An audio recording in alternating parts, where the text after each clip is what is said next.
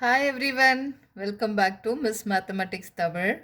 இந்த வீடியோவில் நம்ம சாப்டர் சர்க்கிளில் இருந்து நெக்ஸ்ட் பார்ட் பார்க்கலாம். First theorem. இந்த தியரம் ரொம்ப இம்பார்ட்டண்டான ஒரு தியரம். என்னன்றதை பார்க்கலாம். The length of two tangent drawn from a external point to a circle are equal. Okay, இப்போது லென்த் ஆஃப் டூ டேஞ்சன்ட் என்னென்னா, ஒரு சர்க்கிள் இருக்குது, வெளியில் ஒரு பாயிண்ட் இருக்குது ஏன்னு. அந்த பாயிண்ட்லேருந்து டேஞ்சன்ட் லைனு வரைய போகிறாங்க, ரெண்டு டேஞ்சன்ட் லைன். ஓகே, அப்போ பாயிண்ட் ஏலேருந்து ஒரு டைரெக்ஷனில் ஒரு லைன் வரைகிறேன், இன்னொரு டைரெக்ஷனில் இன்னொரு லைன் வரைகிறேன், டேஞ்சன்ட் லைன். டேஞ்சன்ட்னா என்னது? சர்க்கிளில் ஒரே ஒரு பாயிண்டில் இன்டர்செக்ட் ஆகும் இல்லையா? அப்போ இங்கே பாருங்கள், பிங்கிற ஒரே ஒரு பாயிண்டில் இன்டர்செக்ட் ஆகிருக்கு. அதே மாதிரி இங்கேருந்து இன்னொரு லைன் வரைஞ்ச இல்லையா, அது கியூங்கிற பாயிண்டில் இன்டர்செக்ட் ஆகிருக்கு. அப்போது போத் லைனுமே என்னது? டேஞ்சன்ட் லைன் தான்.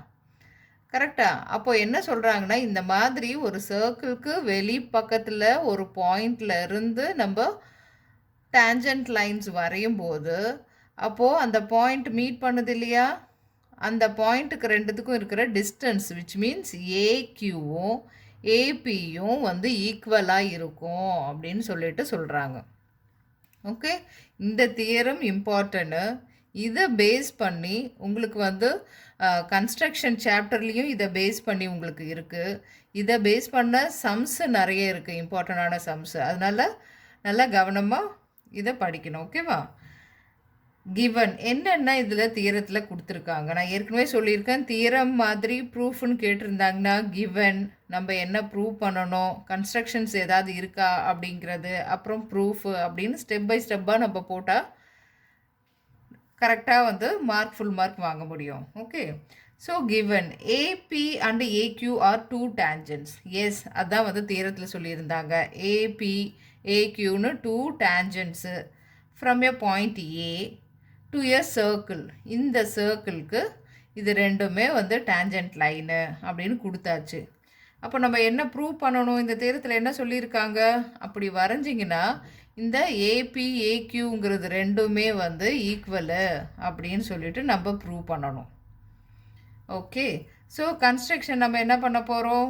இப்போது சென்டர் பாயிண்ட்லேருந்து இந்த டேஞ்சன்ட் லைனுக்கு ஜாயின் பண்ண போகிறோம், விச் மீன்ஸ் இது ரேடியஸ். அப்போது இதுவும் ரேடியஸ் இல்லையா? அப்போ இது ரெண்டுமே நம்ம ஜாயின் பண்ண போகிறோம். Also we are going to join சென்டர்லேருந்து அந்த அவுட்ரு பாயிண்ட்டுக்கும் ஜாயின் பண்ண போகிறோம். இதுதான் இந்த தியரத்துக்கு நம்ம எக்ஸ்ட்ரா நம்ம கன்ஸ்ட்ரக்ட் பண்ணுற ஒர்க்கு. ஓகே, ப்ரூவ் பண்ணணும். In order to prove that AB is equal to AQ.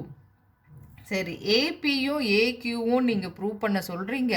அதுக்கு பதிலாக இந்த ரெண்டு ட்ரையாங்கிளும் இங்கே இருக்கு இல்லையா, ஓஏபி அப்படிங்கிற ஒரு ட்ரையாங்கிளும் இங்கே ஓக்யூஏ, இது ரெண்டும் கான்குரன்ஸு அப்படின்னு சொல்லிட்டிங்கன்னா ஈஸியாக முடிஞ்சிடும் அப்படின்னு நம்ம பார்க்க போகிறோம்.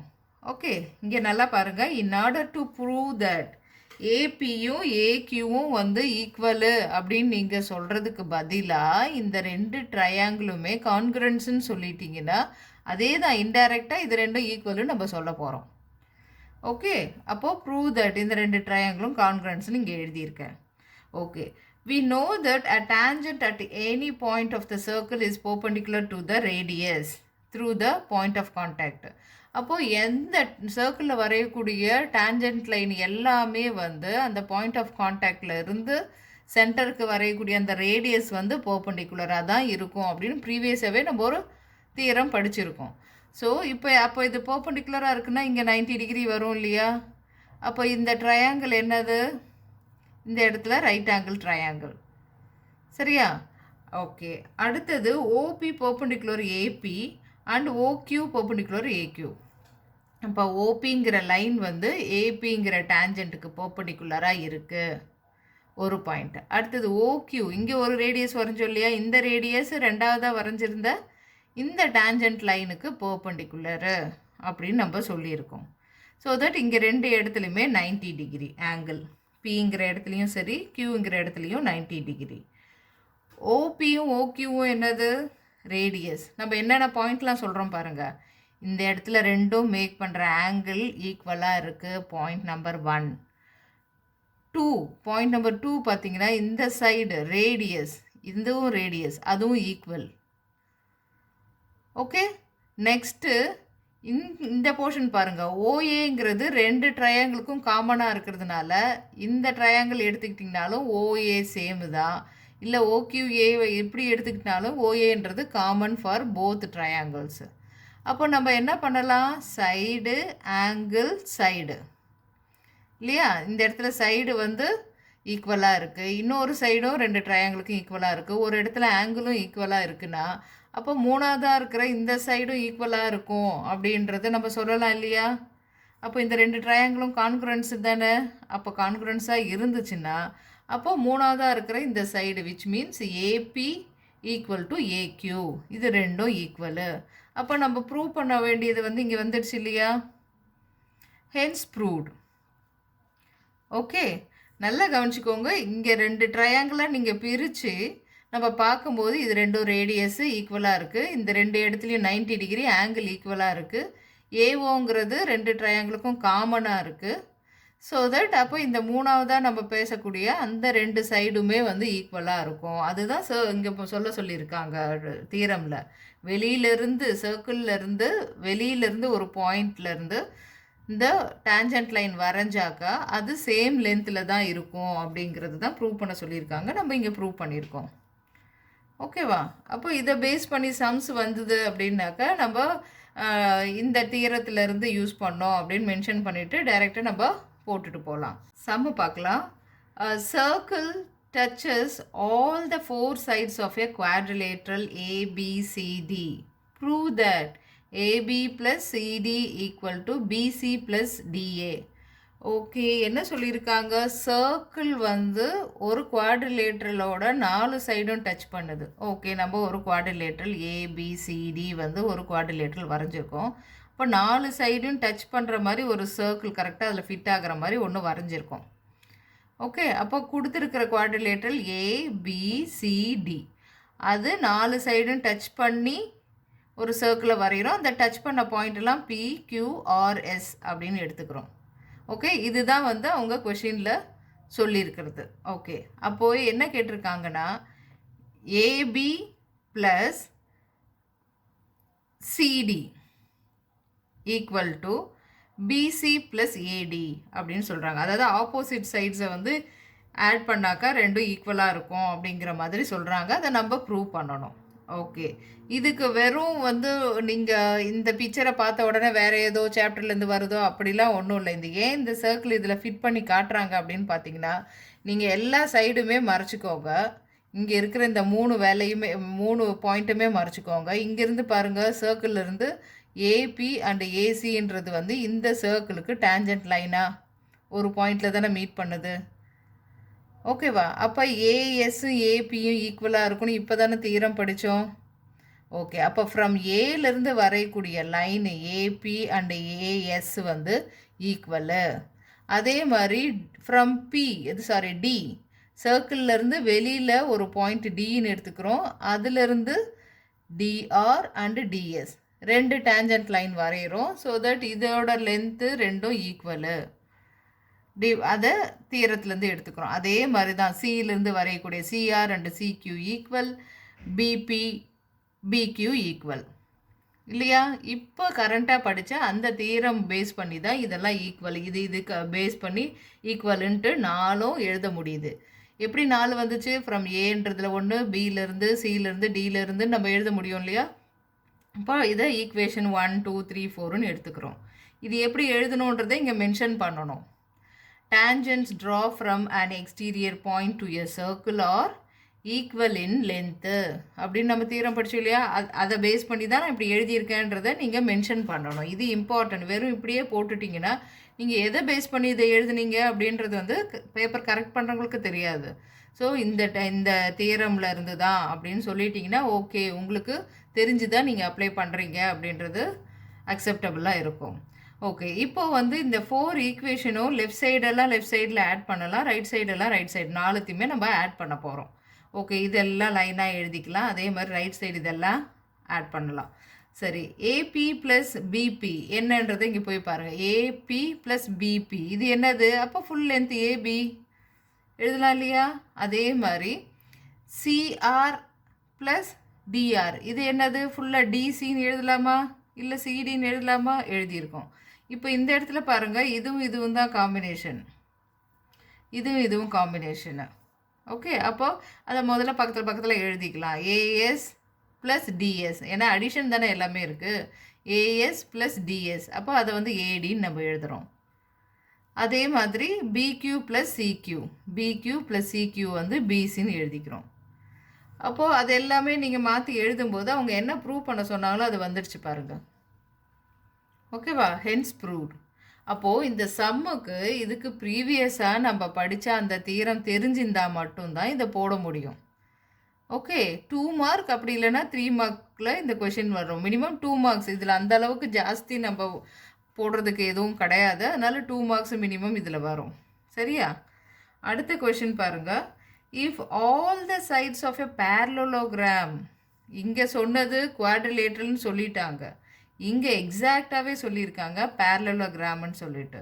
If all the sides of a parallelogram touch a circle show that the parallelogram is a ராம்பஸ்ன்னு சொல்லிட்டு.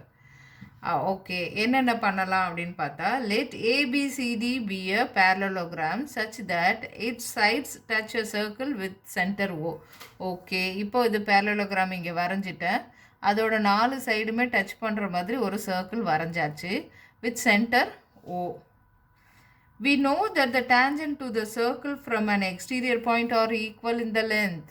அப்போது வெளியிலேருந்து வரையக்கூடிய இந்த லைன் இது டிஎஸும் டிஆரும் ஈக்குவல். இங்கே பாருங்கள், BP பிக்யூவும் equal, சியிலிருந்து CR சிக்யூ equal, ஏயிலிருந்து ஏபிஏஎஸ் equal இல்லையா? இப்போ நம்ம படித்த டேஞ்சண்ட் அந்த தியரம் இருக்குது இல்லையா, அது மூலயமா நம்ம சொல்கிறோம். ஓகே, நெக்ஸ்ட்டு அடுத்த ஸ்டெப்பு பார்க்கலாம். அதே மாதிரி எது எதெல்லாம் ஈக்குவலுங்கிறது இங்கே போட்டிருக்கோமா? 1 2 3 4ன்னு இது எல்லாம் 4 ஈக்குவேஷன் எழுதியிருக்கோம். இப்போ இது 4த்தையுமே நம்ம ஆட் பண்ண போகிறோம். ஓகே, இப்போ ஏற்கனவே போட்ட சம்மு மாதிரி தான் இந்த பொசிஷன் வரைக்கும் வந்துடும். ஓகே, அப்போ இதோட முடிஞ்சிடுச்சா? இல்லை, அது என்னன்னு சொல்லியிருந்தாங்க? பேரலோகிராம்னு சொல்லியிருந்தாங்க இல்லையா? அதை பேரலோகிராம் சொல்லியிருந்தாங்க, ராம்பஸ்ன்னு ப்ரூவ் பண்ண சொல்லியிருக்காங்க நம்மளுக்கு.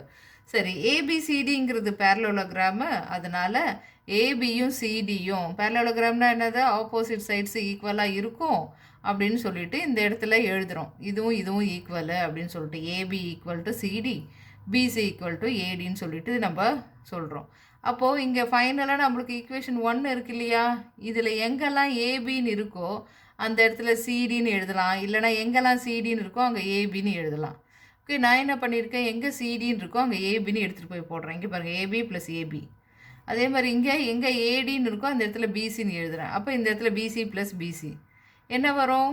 2 டைம்ஸ் ஏபி இருக்குது. அதே மாதிரி ரைட் சைடில் 2 டைம்ஸ் பிசி இருக்குது. அப்போ இங்கே இருக்கிற 2ம் 2ம் கேன்சல் ஆயிடுச்சுன்னா என்ன வந்துச்சு? ஏபியும் பிசியும் ஈக்குவலு.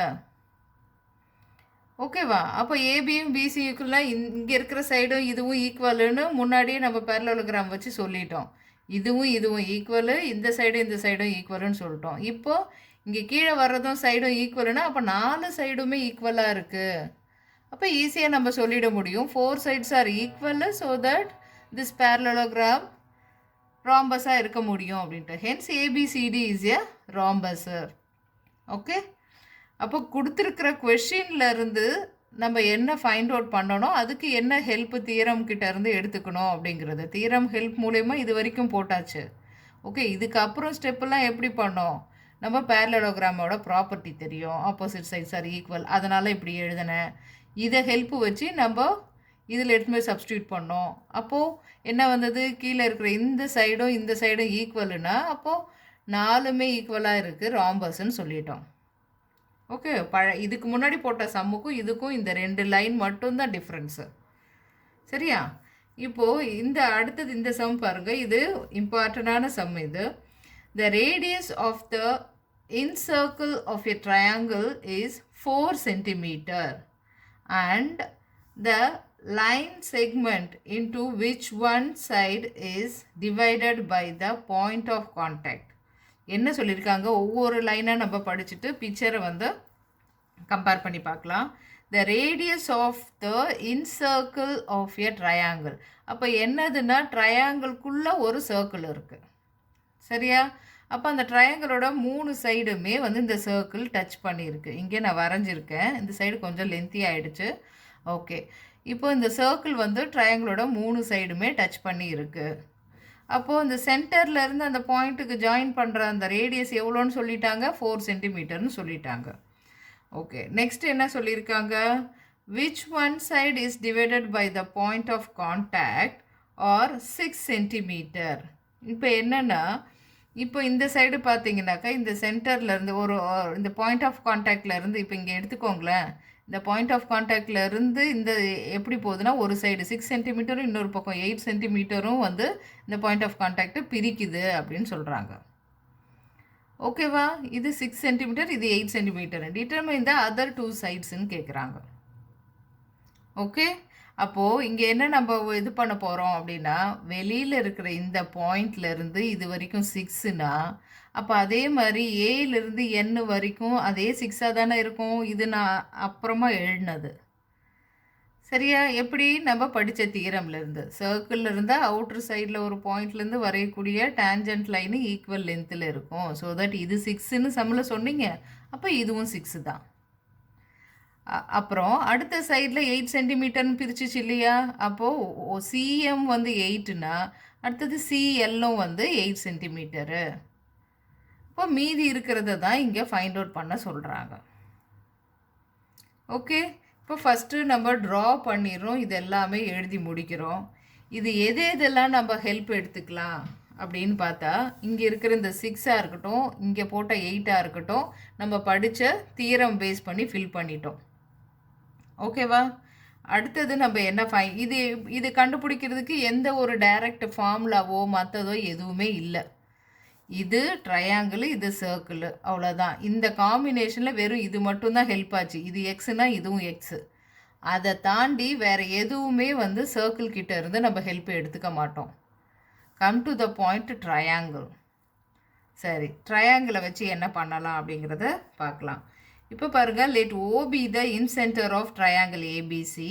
அதில் ஓஎல், ஓஎம், ஓஎன் இது எல்லாமே என்னது, ரேடியஸு. அதனால எல்லாம் 4 centimetre. Okay, we have AM equal to AN. ஏஎம்மும் ஏஎன்னும் ஈக்குவல் 6 சென்டிமீட்டர் அந்த தியரம் வச்சு. அடுத்தது CL CM 8 centimetre. Okay, same அதே தியரம் வச்சு தான். அடுத்தது பிசி, இங்கே தெரியாததா எக்ஸ்ன்னு வச்சுருக்கோம். அப்போ பிசிங்கிற நம்ம சைடு இப்போ ட்ரையாங்கிளோட இப்போ இது வரைக்கும் நான் என்ன சொன்னேன், இந்த சர்க்கிளில் வச்சு நம்ம இந்த தியரம் வச்சு வெறும் இது மட்டும்தான் ஃபில் பண்ணோம். இது 2 எக்ஸு, இது 2 8 சென்டிமீட்டர், இது 2 6 சென்டிமீட்டர் அப்படின்றது. இதுக்கப்புறம் இந்த சர்க்கிள்ன்றது எதுக்கும் யூஸ் ஆகாது. மீன்ஸ் சர்க்கிள் கிட்டேருந்து எந்த பாயிண்ட்டும் எடுத்துக்க மாட்டோம். இப்போ நம்ம ஃபுல்லாக ஃபோக்கஸ் பண்ணுறது ட்ரையாங்கிள் மட்டும்தான். சரி, ட்ரையாங்கிளுக்கு 3 சைடு இருக்கு இல்லையா? 3 சைட்ஸோட லென்த்து எடுத்து எழுதலாமா ஃபஸ்ட்டு? இப்போ பிசிங்கிற ஒரு சைடு, பிசிங்கிறது என்னது, பிஎல் ப்ளஸ் எல்சி. அப்போ ஃபுல்லாக பிசிங்கிறது வந்து எக்ஸு ப்ளஸ் 8 சென்டிமீட்டர். அடுத்தது ஏசி எங்கே இருக்குது, ஏசி எப்படி இருக்குது, 6 ப்ளஸ் 8 மொத்தம் 14 சென்டிமீட்டர். இன்னொரு சைடு வந்து பாருங்கள், 6 ப்ளஸ் எக்ஸு இல்லையா? அப்போ எக்ஸ் ப்ளஸ் 6 சென்டிமீட்டர். அப்போது இப்போ நம்ம கிட்ட ட்ரையாங்கிளோட 3 சைட்ஸையும் எடுத்து எழுதிட்டோம். ஓகேவா? அப்போ 3 சைட்ஸ் நம்மக்கிட்ட இருக்குது. இப்போ ட்ரையாங்கிளோட ஏரியாவை கண்டுபிடிக்கலாமா? ஏரியாவை கண்டுபிடிக்கும் போது நம்மளுக்கு கொஞ்சம் ஹெல்ப்ஃபுல்லாக இருக்கும். சரி, ஃபஸ்ட்டு என்ன பண்ண போகிறோம், area of the triangle ABC. Heron's formula படிச்சிருக்கோம் இல்லையா ப்ரீவியஸாக? ஹெரான்ஸ் ஃபார்முலா என்னது, root of S into S minus A. ஏபிசியில் என்னது, sides of the triangle, right? So எஸ்ஸுங்கிறது எல்லா சைடையும் ஆட் பண்ணி 2ஆல் டிவைட் பண்ணுறது தான் எஸ்ஸுங்கிறது. ஓகே, அப்போது இங்கே எஸ் இஸ் ஈக்குவல் டு 3 சைட்ஸோடது என்னது, ஃபஸ்ட்டு ஒரு சைடு எக்ஸ் ப்ளஸ் 8, இன்னொரு சைடு 14, இன்னொரு சைடு எக்ஸ் ப்ளஸ் 6. இதெல்லாம் ஆட் பண்ணி நம்ம என்ன பண்ணுறோம், 2ஆல் டிவைட் பண்ணுறோம். ஸோ ரெண்டுத்துலேயும் காமனாக வந்து 2 வெளியே எடுத்தால் கேன்சல் ஆகிடும். ஸோ எக்ஸ் ப்ளஸ் 14 மட்டும் இங்கே இருக்குது. அப்போ எஸ்ஸோட வேல்யூ நம்மளுக்கு தெரிஞ்சிடுச்சு. இப்போ ஃபார்முலாவில் எடுத்து போய் சப்ஸ்டியூட் பண்ண போகிறோம். ஓகே, நீங்கள் இது எஸ்ஸு, அடுத்தது S minus A, S minus B, S minus C இதெல்லாம் போட்டு சிம்ப்ளிஃபை பண்ணும்போது நம்மளுக்கு root of 48x into x plus 14 நம்மளுக்கு வருது. ஓகேவா? இதுக்கு மேலே எதாவது சிம்ப்ளிஃபை பண்ண முடியுமா? முடியாது. அப்போது ட்ரையாங்கிளோட ஏரியா கண்டுபிடிக்கிறது வந்து ஹெரான்ஸ் ஃபார்முலா யூஸ் பண்ணி இப்படி போடலாம் அப்படின்னு ஒரு ஸ்டெப்பு வரைக்கும் போட்டு நிறுத்தி வச்சுருக்கோம். ஓகே, அப்போ எப்படி தான் நான் எக்ஸை கண்டுபிடிக்கிறது அப்படின்னு பார்த்தீங்கன்னா, சரி ட்ரையாங்கிளுக்கு ஏரியா கண்டுபிடிக்கிறதுக்கு வெறும் ஹெரான்ஸ் ஃபார்முலா மட்டும்தான் இருக்கா? இல்லை இல்லையா? ஆஃப் பிஹெச்ன்ற ஒரு ஃபார்முலாவும் நம்மக்கிட்ட இருக்குது இல்லையா? ஸோ ஆஃப் பிஹெச் எப்படி பண்ணுவோம்? ஒரு ட்ரையாங்கிளுக்கு வந்து ஆல்டிடியூட் அண்டு பேஸு. இப்போ ஒரு ட்ரையாங்கிள் இப்படி இருக்குன்னா வாட் எவர் இது இப்படி ஒரு ட்ரையாங்கிள் இந்த இடத்துல இருந்தாலும் இதோட ஆல்டிடியூடு, அதாவது இதோட ஹைட்டு இங்கே பேஸு தெரிஞ்சிச்சுன்னா நம்ம ஆஃப் பிஹெச்ங்கிற ஃபார்முலாவில் போட முடியும் இல்லையா? அப்போது அதே மாதிரி தான் இப்போ ஏரியா ஆஃப் ட்ரையாங்கிள் ஏபிசி, அந்த 3 ட்ரையாங்கிள் மொத்த பெரிய ட்ரையாங்கிளை வந்து என்ன பண்ண போகிறோம்? இப்போ பாருங்கள், இங்கே நம்ம வரைஞ்சோம் இல்லையா பெரிய ட்ரையாங்கிள், இதோட ஏரியா கண்டுபிடிக்கிறதுக்கு இப்போ இந்த இடத்துல இருந்து இப்படி பிரித்தோம் இல்லையா? என்ன இங்கே சர்க்கிள் வந்துச்சு, இது சென்டர்னு. அப்போது இந்த ஒரு போர்ஷன், அடுத்தது இந்த ஒரு போர்ஷன், நெக்ஸ்ட்டு இந்த ஒரு போர்ஷன். அப்போ 3 போர்ஷனாக இது 1, இது 2, இது 3. அப்போ இந்த பெரிய சர்க்கிளோட ஏரியாவுக்கு இந்த குட்டி குட்டியாக இருக்கிற 3 சர்க்கிளுக்கு வந்து ஏரியாவை கண்டுபிடிச்சி ஆட் பண்ணலாம் இல்லையா? 1 + 2 + 3ன்னு நீங்கள் ஆட் பண்ணும்போது இந்த பிக் ட்ரையாங்கிளோட ஏரியா கிடச்சிரும். சரி, இந்த ட்ரையாங்கிளுக்கு ஏரியா கண்டுபிடிக்கிறதுக்கு ஆஃப் பிஹெச் ஃபார்முலா யூஸ் பண்ணலாம். இது பி. ஓகே, அப்போ இந்த இடத்துல நம்ம ரேடியஸ் போட்டோம் இல்லையா? அதுதானே ஹெச்சாக இருக்குது, கரெக்டா? அப்போ அதே மாதிரி இந்த இடத்துல ரேடியஸ் போட்டோம். அப்போ இதுதான் இந்த ட்ரையாங்கிளுக்கு ஹெச்சாக இருக்குது இல்லையா? இது பேஸாக இருக்கும். ஓகே, அப்போ இந்த பேஸ் பண்ணி தான் நம்ம என்ன பண்ணுறோம், ஃபார்முலா இந்த இடத்துல எழுதியிருக்கேன் நான். ஏரியா ஆஃப் த பெரிய ட்ரையாங்கிள் ஏபிசி வந்து எப்படி கண்டுபிடிக்கலான்னா 3 போர்ஷன் ட்ரையாங்கிளாக இருக்குது இல்லையா? அதோட ஏரியாவெல்லாம் ஆட் பண்ண போகிறோம். ஆஃப் பேஸ் பிசி, ஹெச் வந்து ஓஎல். ஓகேவா? அப்போ இந்த மாதிரி எல்லாத்தையும் எழுதிக்கிறோம். Half BH, half BH, half BH 3 குட்டி ட்ரையாங்கிள்ஸும். அப்போ இது அதோட அளவெல்லாம் எடுத்துகிட்டு வந்து இதில் சப்ஸ்டியூட் பண்ணி நம்ம சிம்ப்ளிஃபை பண்ண போகிறோம். ஃபைனலாக நம்மளுக்கு என்ன கிடச்சது? 4x + 56ன்னு வந்துச்சு. அப்போது ஹெரான்ஸ் ஃபார்முலா வச்சு யூஸ் பண்ணும்போது ஏரியாவுக்கு இப்படி ஒரு ஈக்குவேஷன் வந்தது. அதே மாதிரி நார்மலாக நான் வந்து ஆஃப் பிஹெச்சை சப்ஸ்டியூட் பண்ணி நான் கண்டுபிடிக்கிறேன்னு சொல்லும்போது இப்படி வந்துச்சு. அப்போ இது ரெண்டுமே எந்த ஃபார்முலா வச்சு யூஸ் பண்ணாலும் அந்த ட்ரையாங்கிளுக்கு வந்து சேமாக தானே ஆன்சர் வரும். ஸோ தட் இது ரெண்டும் ஈக்குவலு அப்படின்னு சொல்லிட்டு நம்ம என்ன பண்ண போகிறோம், ஈக்குவல் பண்ணி எக்ஸை கண்டுபிடிக்க போகிறோம். இதுக்கு ஏன் இப்போ இந்த வேலைலாம் பண்ணிகிட்ருக்கோம்? அந்த ட்ரையாங்கிளில் இருக்கிற எக்ஸோட வேல்யூ கண்டுபிடிக்கிறதுக்கு ஒரே வழி இது மட்டும்தான் இருக்குது. ஓகே, அப்போ 2 விதமாக ட்ரையாங்கிளோட ஃபார்முலான்னு போட்டுட்டு அப்போ ரெண்டுத்துக்கும் ஈக்குவலாக தானே ஆன்சர் வரும். அப்போ இது வந்து லாஸ்ட்டாக இதோடு நிறுத்தணும், அதே மாதிரி இதுவும் இதோட ஸ்டாப் பண்ணியிருந்தோம். அப்போ ரெண்டுத்தையும் ஈக்குவல் பண்ணுறோம். ஓகேவா? இது ஏன் இங்கே வந்ததுன்னு இப்போ புரிஞ்சது இல்லையா? ஸோ நெக்ஸ்ட்டு ரெண்டு சைடும் left hand side right hand சைடும் ஸ்கொயர் பண்ண போகிறோம். அப்போ இந்த ரூட் ஆஃப் வந்து கேன்சல் ஆகிடும், இங்கே இருக்குது. ஓகே, அடுத்தது இது ரெண்டுத்துலேயும் பாருங்கள் 4 வெளியே எடுக்கலாம். இதுலேயும் 4 இருக்குது, இது 14 டைம்ஸ் 4 இருக்குது. அப்போ 4 வெளியே வரும்போது இந்த ஸ்கொயரும் சேர்ந்து வரும். இங்கே 4 ஸ்கொயர், இங்கே என்ன இருக்குது, வெறும் x + 14 த ஹோல் ஸ்கொயர். ஓகேவா? அடுத்தது என்ன இருக்குது, இந்த இடத்துல 48x இன்ட்டு x + 14 = 4 ஸ்கொயரு. கரெக்டா? அடுத்தது என்ன பண்ண போகிறோம், இந்த 16ம் 48ம் கேன்சல் ஆகிடும் 3 டைம்ஸு, வெறும் இது மாத்திரம் இருக்குது. சரியா? அடுத்தது என்ன பண்ண போகிறோம், இந்த இடத்துல 3x இன்ட்டு x + 4, இந்த x + 14 ரைட் சைடில் இருக்கிற x + 14 த ஹோல் ஸ்கொயர் வந்து இங்கே லெஃப்ட் சைடுக்கு கொண்டு வந்துடலாம். அடுத்தது பாருங்கள், இது ஃபுல்லாக ஒரு போர்ஷன் இல்லையா, மைனஸ் இது ஒரு போர்ஷன். அப்போது இதுலேயும் யார் காமனாக இருக்கா, x + 14 காமனாக இருக்குது. அப்போ வெளியே எடுத்துருங்க. இதிலேருந்து x + 14 வெளியே வந்தால் இங்கே வெறும் 3x மட்டும் இருக்கும், மைனஸ் இருக்குது. இந்த இடத்துல x + 14 ஒரு வாட்டி வெளியே எடுத்துட்டோம், அப்போ இன்னொரு வாட்டி இங்கே இருக்குது. நல்லா ஞாபகம் வச்சுக்கோங்க, இங்கே மைனஸ் இருக்குது. சரியா? மைனஸ் எல்லாம் மல்டிபிள் பண்ணும்போது மைனஸ் எக்ஸு, அடுத்தது மைனஸ் 14 வரும். சரியா? அடுத்தது இங்கே எக்ஸ் ப்ளஸ் 14 அப்படியே தான் இருக்குது. இங்கே நம்ம மைனஸ் பண்ணும்போது 3xலேருந்து ஒரு எக்ஸ் போச்சுன்னா 2x மைனஸ் 14. ஓகே. அடுத்தது ரெண்டுத்துலேயும் காமனாக என்ன இருக்குது, இந்த ப்ராக்கெட்குள்ளே 2 இருக்குது. அப்போ அதை வெளியே எடுக்கிறோம். எக்ஸ் மைனஸ் 7 இருக்குது. அப்போது X plus 14 into 2 into X minus 7. இப்போ இது மூணுமே மல்டிப்ளிகேஷனில் இருக்குது, ஈக்குவல் டு 0. அப்போ ஒவ்வொன்றுத்துக்கும் ஈக்குவல் 0 போட்டு பார்க்கலாம் இல்லையா? X plus 14 equal to 0. இதுலேருந்து என்ன ஆன்சர் கிடைக்கும்? மைனஸ் 14. அப்போ மைனஸாலாம் இருக்காது அந்த இடம். ஓகேவா? அப்போது இதை நம்ம எடுத்துக்க போகிறதில்ல. அப்போ அடுத்தது வந்து என்ன இருக்குது? X minus 7. அப்போ எக்ஸ் மைனஸ் 7 ஈக்குவல் டு 0 பண்ணால் அப்போ எக்ஸ் இஸ் ஈக்குவல் டு 7ன்னு கிடைக்குது. அப்போ பாசிட்டிவ் நம்பராக கிடைக்குது.